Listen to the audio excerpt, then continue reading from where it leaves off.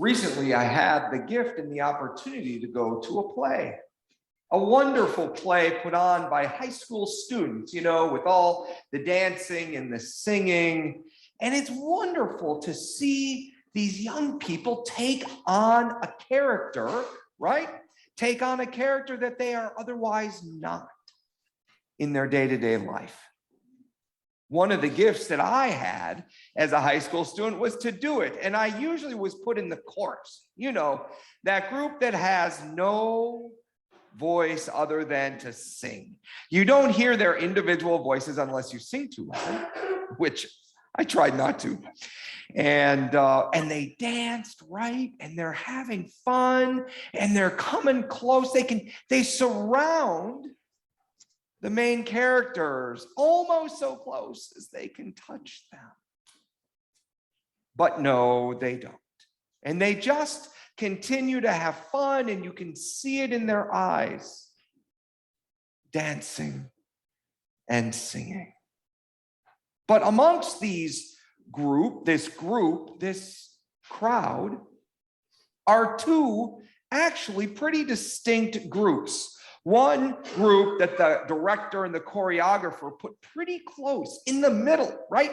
Right smack dab in the middle. They're the ones that know how to sing parts. They know how to dance beautifully with one another, and the smoothness of their work just continues. And then there's those who are a little, okay, they're out for the play, they're the jocks that they needed to put in a play because they needed to fill up the stage.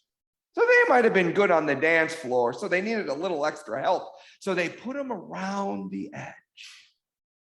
They weren't always seen. And in fact, both of these groups weren't seen, but they were distinctive roles in this play. They were the ones that, in fact, we might be able to understand a little bit more or connect to a little bit more than those who have the speaking parts. It feels like that's where we may be more often than not in life, plain and simply in the crowd.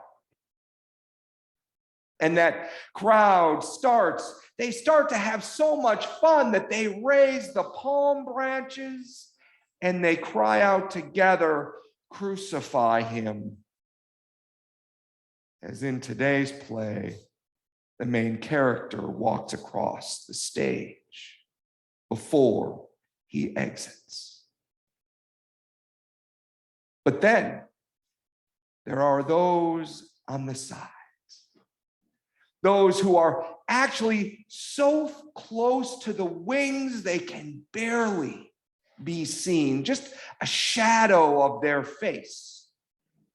Their backs are against the wall, and they do not act in concert. They stand separate and alone, and they sneak out by themselves, seemingly unscathed by what they had just observed, but deeply scarred in their souls. Being in the chorus sometimes can be fun and feel like home. And both of them have an important role to play, comfortably and uncomfortably. Today's chorus, today's crowd, be careful. It'll get us in trouble. Amen.